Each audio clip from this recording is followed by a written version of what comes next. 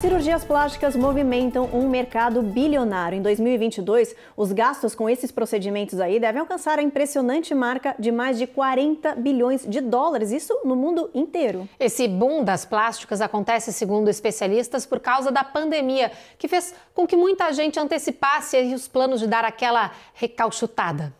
Só para se ter uma ideia, este ano, aqui nos Estados Unidos, já foram realizados cerca de 15 milhões de cirurgias e procedimentos cosméticos. Em todo o país, existem 8.300 cirurgiões plásticos. E sabe qual é o destino preferido das mulheres para enfrentar o bisturi?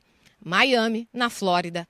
A cidade é considerada a capital da cirurgia plástica. São tantas clínicas que existem, em média, 4 cirurgiões para cada 100 mil habitantes. Então, é um movimento que já preocupava antes e que cada vez preocupa mais.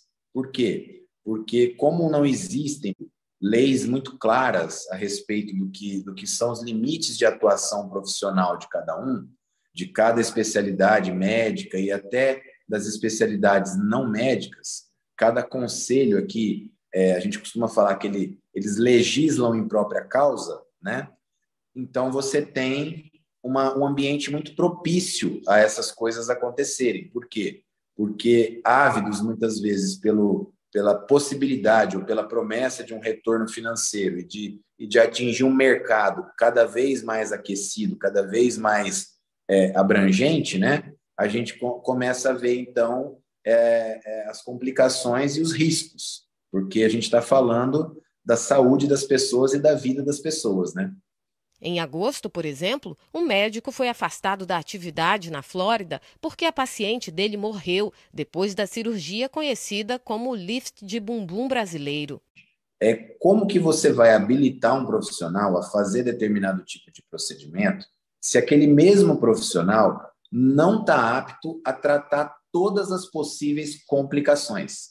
Você tem aqui no Brasil, por exemplo, profissionais da área da odontologia, por exemplo, fazendo lipoaspiração dessa região do pescoço em pacientes com anestesia local deitados numa cadeira odontológica. Você não tem ali um local com um suporte para, se você tiver, por exemplo, uma lesão de um vaso sanguíneo do pescoço, de UTI, de nada disso. Médicos e profissionais de outras áreas estão abandonando a prática tradicional para garantir uma fatia nesse mercado. Então, você imagina aquele profissional que resolve, então, fazer um curso à distância, ou um curso online, que agora está muito na moda, ou um curso de final de semana, igual a gente chama, e aí já se envereda a fazer procedimentos que a gente foi treinado durante, no mínimo, só de cirurgia plástica, 3 anos, e assim, 3 anos que eu estou te dizendo é de uma carga horária, assim, de às vezes até 80 a 100 horas semanais, entendeu? Aqui no Brasil. De acordo com o Conselho Americano de Especialidades Médicas, nos Estados Unidos, os médicos precisam da licença estadual para exercer a medicina, mas a certificação do Conselho é a única garantia de que o médico é especialista e que o cirurgião alcançou o mais alto nível de treinamento. É a legislação estadual que também estabelece o local onde as cirurgias podem ser feitas. Em alguns estados americanos, os médicos estão autorizados a realizar os procedimentos considerados de menor risco em clínicas. São as chamadas cirurgias de escritório. O problema é quando o lugar não está equipado para lidar com possíveis complicações. E foi o que aconteceu com a Patrícia, que investiu quase 40 mil dólares em uma rinoplastia com um médico de Nova York. Ela compartilhou toda a experiência na internet, inclusive o susto que levou ao saber que o procedimento seria feito em um escritório. Sabe o que eu tô achando mais diferente daqui pro Brasil é que o office é bem mais antigo, não é aquela coisa novinha como lá. Eu cheguei lá, era a clínica. Eu falei, a anestesista chegou para mim e falou assim, oi, bom dia, eu vou ser a sua anestesista. Aí eu já comecei a ver, porque o local era pequeno, parecia um office mesmo, um lugar de office, de médico. Aí quando fui para a parte de dentro, assim, ela falou assim, então, eu vou fazer isso com você, não sei o quê, tá bom. Aí, quando abriu lá a porta, foi que eu vi que era uma sala que eu pensei ali na hora. Sabe quando você tem aquele sentimento? Isso não tá certo.